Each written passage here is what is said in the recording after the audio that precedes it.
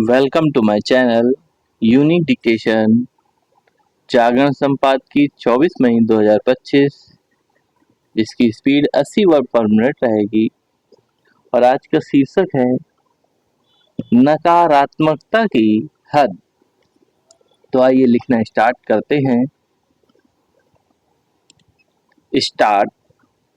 Operation सिंदूर के बाद से राहुल गांधी मोदी सरकार और विशेष रूप से विदेश मंत्री एस जयशंकर को कटघरे में खड़ा करते हुए उन पर जैसे तीखे और ओछे हमले कर रहे हैं, उससे ये कहीं से भी नहीं लगता कि वह देश की सबसे पुरानी पार्टी के नेता और लोकसभा में नेता प्रतिपक्ष हैं। वह अपने अनर्गल बयानों से ऐसे समय देश की राजनीतिक एकजुटता को कमजोर करने का काम कर रहे हैं, जब सर्वदलीय प्रतिनिधिमंडल पाकिस्तान को बेनकाब करने और उसके पोषित आतंकवाद से लड़ने की भारत की प्रतिबद्धता व्यक्त करने विश्व के प्रमुख देशों में जा रहे हैं। राहुल गांधी इससे अनजान नहीं कि पाकिस्तान उनके बेतुके बयानों को अपने पक्ष में भुनाने में लगा हुआ है, लेकिन उनकी सेहत पर कोई असर नहीं पड़ रहा है। ऐसा तभी होता है जब कोई नेता दलगत स्वार्थों के आगे देश हित की परवाह करना छोड़ देता है। राहुल गांधी भारत की विदेश नीति ध्वस्त होने का दावा कर रहे हैं, लेकिन इसी के साथ उसे कमजोर करने का काम भी कर रहे हैं।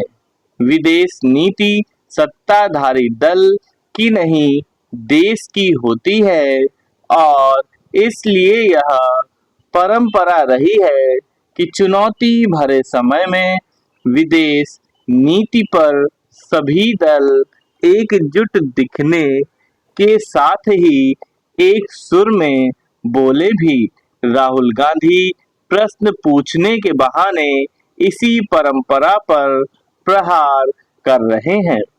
यह सही है कि ऑपरेशन सिंदूर पर विश्व के अनेक देशों और विशेष रूप से अमेरिका की प्रतिक्रिया अपेक्षा के अनुकूल नहीं रही, लेकिन यदि कोई देश अपने संकीर्ण स्वार्थों के लिए पाकिस्तान पोषित आतंकवाद से जानबूझकर मुंह मोड़ ले, तो इस पर भारत आपत्ति जताते हुए अपने कूटनीतिक प्रयास तेज ही कर सकता है। भारत यही कर रहा है और इसलिए वह यह स्वीकार करने को तैयार नहीं कि भारत पाकिस्तान के बीच सैन्य टकराव ट्रंप के कारण थमा। राहुल गांधी को यह याद होना चाहिए कि कांग्रेस के कार्यकाल में अमेरिका पाकिस्तान के साथ ही नहीं था, बल्कि उसका संरक्षक भी था।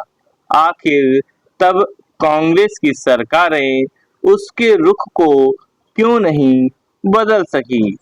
राहुल गांधी को यह भी याद होना चाहिए कि जम्मू कश्मीर समस्या नेहरू जी की ही देन है।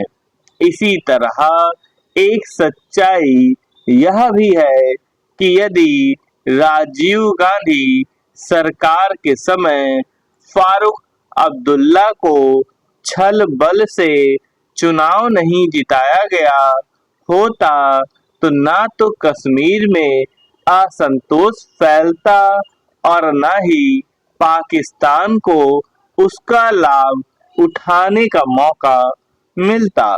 उन्हें सांसद होने के नाते यह तो भली भांति स्मरण होगा कि 2008 में मुंबई में भीषण आतंकी हमले में पाकिस्तान का हाथ होने के स्पष्ट प्रमाण सामने आने के बाद भी मनमोहन सरकार ने उसके खिलाफ कुछ नहीं किया था। क्या यह किसी से छिपा है कि इसके कारण पाकिस्तान का दुस्साहस और अधिक बढ़ा है? समाप्त।